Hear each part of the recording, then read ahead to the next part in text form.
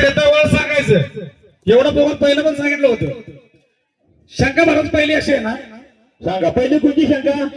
महाराज पहिला रामानंद विचारतो बरं. बरं रामायण मध्ये हा बरं बोला पुढं. प्रभू रामचंद्र लक्ष्मण सीता अयोध्येमधनं वनवासाला गेले. हा गेल्याच्या नंतर अयोध्येमध्ये दोन असे तपस्वी तपस्वी मौन रूप धारण करून समाधीला बसले. मौन रूप धारण करून समाधीला बसले. समाधीला बसल्याच्या नंतर हा अचानक ते मध्ये बोलले 7 वर्षानंतर. प्रभू रामचंद्र 14 वर्ष वनवासाला गेले. बर पण ते मौन रूप धारण केलेले अचानक असे मधीच बोलले. हा त्यावेळी पुऱ्या या अयोध्या नगरीमध्ये दुष्काळ पडला. हा दुष्काळ पडला अयोध्या नगरीमध्ये. त्यावेळी ते दोन तपस्वी कोणती भाषा बोलले. कोणती भाषा बोलले? त्या तपस्वीचं नाव काय? त्या तपस्वीचं नाव काय सांगायचं. हे त्यांना सांगायचं. श्री शिष्य विचारला. जय हरी जय बोला. राम आणि रावणाचं युद्ध चालू असतं. हा राम आणि रावणाचं युद्ध झालं. हा युद्धामध्ये राम रावणाला मारतो. हा राम रावणाला मारतो बरोबर आहे. राम रावणाला मारल्यानंतर प्रभू रामचंद्र अयोध्येला जातात. हा प्रभू अयोध्येला जातात. अयोध्येला जेव्हा जातात ना तेव्हा तिथं दिवे लावतात. म्हणजे अयोध्यामध्ये गेल्याच्या नंतर अयोध्येमध्ये दिवे लावले जातात, पण ती ज्योती लावली जाते. तर आपला राजा 14 वर्षानंतर परत येतोय म्हणून बरोबर. पुढे उभारले त्या दिव्यातनं जी ज्योती वर येते ना, म्हणजे ज्योती निर्माण होते, त्या ज्योतीचा विस्तार किती होता तेवढं सांगा. म्हणजे दिव्याची ज्योती वर गेली त्याचा विस्तार किती किती होता होता? तेवढं नक्की सांगतील. हुशार मंडळी नक्की सांगतील. आधी सांगतील. म्हणजे विस्तार किती दिवस असं सांगते. ते त्याच्या पाठ आहे सगळं.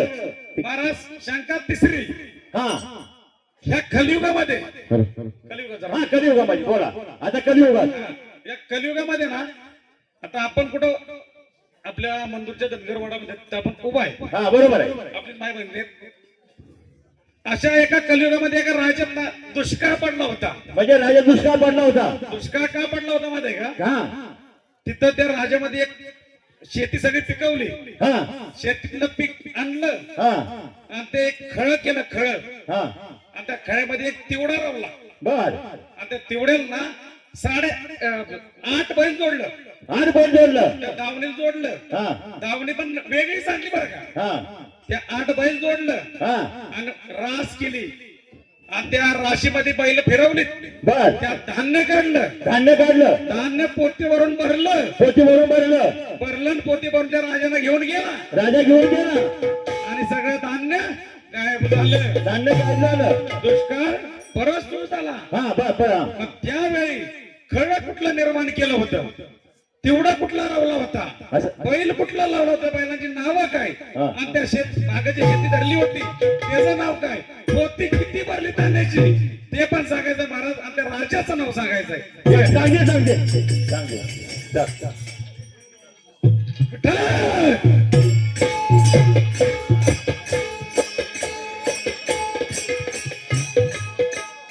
महाराज तुम्ही शंका विचारलं गोद्या का गोज्या?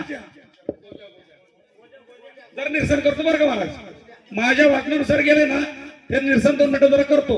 पटलं नाही तर तुम्ही सांगा, परत एकदा प्रयत्न करून सांगेन, पण सांगून जाईल. जे माझ्या वाटण्यात गेलंय ते धनगर जेव्हा जायचा आपल्या मेंढर घेऊन जायचं ना, त्यावेळी धनगराचे सांगते ना एक कुत्रा होतं आणि त्या कुत्र्याचं नाव गोजा होतं. एवढं माझ्या वाटण्यात गेलं.